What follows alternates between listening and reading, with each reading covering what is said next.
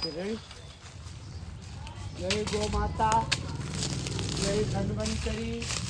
જુઓ અહીંયા બોટાદ ખાતેથી ગરમાળાની શીંગુ ઉતારી રહ્યા છીએ. એનો ઔષધીય ઉપયોગો ખૂબ છે, માટે અહીં અમારા ઘરની બાજુમાં ગરમાળો છે અને તેની શીંગનો ઉપયોગ કરવા ઉતારી રહ્યા છીએ.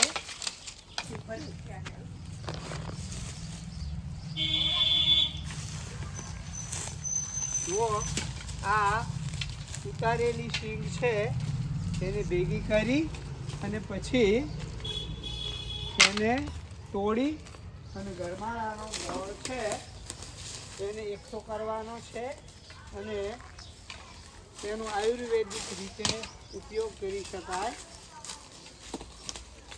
આરોગ્ય માટે ખૂબ ઉપયોગી ગરમાળાની શીંગ છે. તો અહીંયા એનો ઢગલો કર્યો છે. જય ધન્વંતરી, જય ગૌ માતા.